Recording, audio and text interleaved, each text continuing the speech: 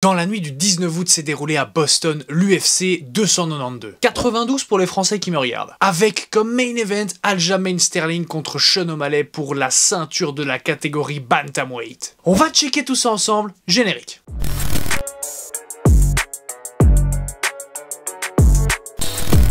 Sean O'Malley, surnommé Sugar, ça veut dire sucre, est un combattant MMA originaire des États-Unis, et plus particulièrement du Montana. Il est rapidement devenu, on peut le dire actuellement, une figure emblématique de l'UFC, grâce à un style de combat plutôt flamboyant et un charisme hors du commun. Très coloré même, je dirais. O'Malley est célèbre pour son striking. Ah oui, non, l'air de rien, il adore se faire plaisir. Avec son look, on va dire très distinctif des autres, il a donc une personnalité et un style qui correspond grandement à ce que l'UFC recherche. Bah oui, il sort du lot, il fait vendre. Donc l'organisation a tout intérêt à faire monter Sean O'Malley. Et au-delà de ça, c'est un combattant très solide, attention. Il a fait forte impression lors des Contender Series 2 en 2017, où il bat Alfred Kashakan par KO avec ce qu'on peut qualifier d'une belle mandale. Il gravit petit à petit les échelons avant de défier dans l'octogone son adversaire d'aujourd'hui après sa victoire contre Henry Cejudo. J'ai jamais su comment ça se prononçait, Cejudo d'ailleurs, mais bon bref, ça n'a rien à voir avec le sujet. Surnommé The Funk Master, Aljamain Sterling est également originaire des États-Unis, plus particulièrement de New York.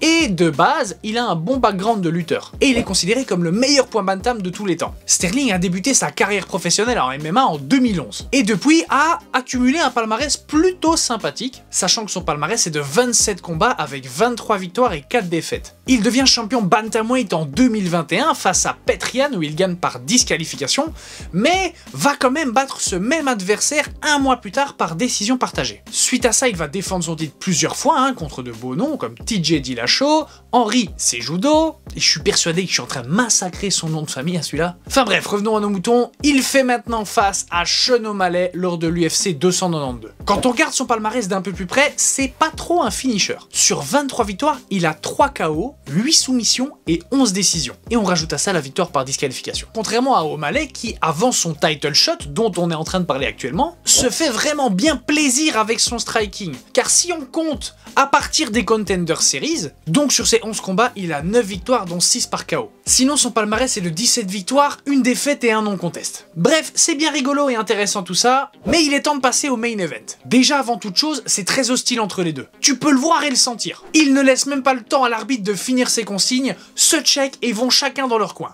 Tout ce qu'ils veulent, c'est en découdre. Round 1, on voit que Sterling cherche à cadrer O'Malley et à vraiment lui mettre la pression. Mais bon, vu la sauterelle, ça va être compliqué. On a l'impression qu'il fait tout pour que Sean O'Malley lance une pluie de coups comme il aime pour changer de niveau et passer en lutte. Beaucoup de feintes de la part de O'Malley comme d'habitude, pour bien analyser ce qui se passe. Il feinte, il bouge, et hop, à 3 minutes 19, bon jab qui touche. C'est très tactique, c'est intelligent, ça le rend imprévisible. Ce qu'on peut constater aussi, c'est qu'à chaque fois que Sean change de garde, eh bien Sterling le kick à l'intérieur de la jambe. Mais O'Malley se laisse carrément pas faire du tout et il envoie un méga bon knee kick qui personnellement me donne des frissons. Ah oui, heureusement ça a pas pété, mais d'office qu'il y a des petites séquelles. En plus, on peut voir son regard quand il balance ce knee kick, il est déterminé, il aime bien mange ça dans ton genou toi. Franchement, je suis pas trop fan du personnage, mais quand tu le vois combattre, il est solide. Précision, déplacement, feinte, quand il touche, il touche. 21 secondes avant la fin du round, Sterling tente un takedown. Il a le single leg, mais ne parvient pas directement à l'emmener au sol. Donc, maintient un contrôle contre la cage et travaille jusqu'à la fin du round. Round 2, les combattants sont réveillés et ça part beaucoup plus vite. Sur un front kick, O'Malley glisse, mais se relève directement. Aljamain saisit sa chance et rentre en takedown. Il coince Sean contre la cage et travaille pour concrétiser ce takedown. O'Malley se dégage et on repart pour un court moment striking quand soudain, 4 minutes 28 avant la fin du round,